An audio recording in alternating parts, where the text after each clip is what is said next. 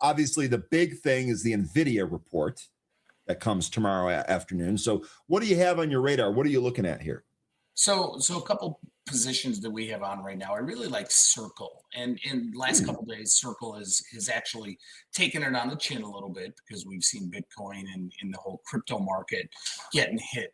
But if you look technically here, this thing formed a golden cross just recently. The mhm. 50, the 50 popping above the 200, and that was on some consolidation. And it's hard to say consolidation in a stock like Circle, but I think it actually has recently. So this is one that if crypto recovers at all from here, I think Circle really has a tremendous amount of upside because of that technical golden cross that we just had. Switching over to Nvidia, it seems like every single report, the word on the street is, well, they've got to hit the number.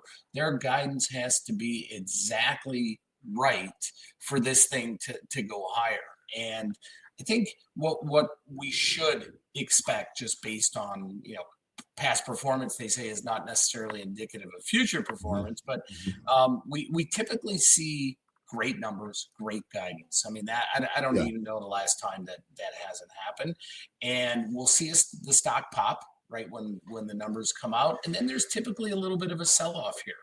I think it would be great for Nvidia if we saw a little bit of a mild sell-off, down to, I don't know, the 210 area or so.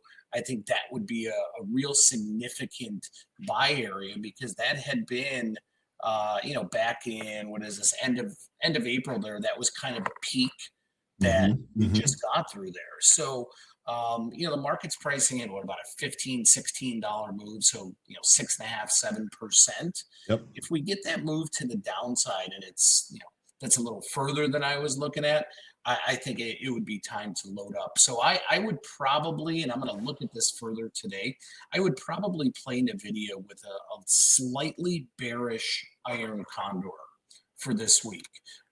Just taking into consideration that, we typically see the stock sell off a little bit. So, the strikes I'd be looking at, and this is obviously pre-market right now, strikes I'd be looking at are probably on the downside, like the 210, 205 put spread, and on the upside, maybe the 225, 230, or the 230, 235, and just harness that premium. But everything we do, Ryan, as you know, everything we do, regardless of the strategy, is going to be 100% risk defined. Sure.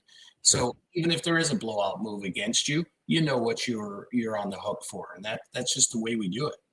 I think that's a smart way to do it. And also, it sounds like there are some viewers on the same page as you. NVIDIA's been selling off after earnings. It never seems to be enough for the street. And when you were first talking about, they have to put up a number here, they have to beat. The way I view this is they don't just have to meet that, they have to crush that. It They, feels to me like yep. NVIDIA might be a little weak if they just kind of beat it. It's got to be a really good number.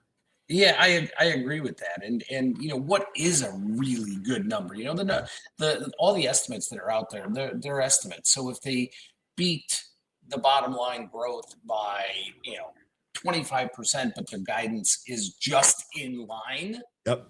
who knows what's going to happen, right? I mean, there's such a combination of things that have to happen. So I would approach this again if I were going to put a position on going into the print of Nvidia being somewhat range bound afterwards with a little bit biased to the downside.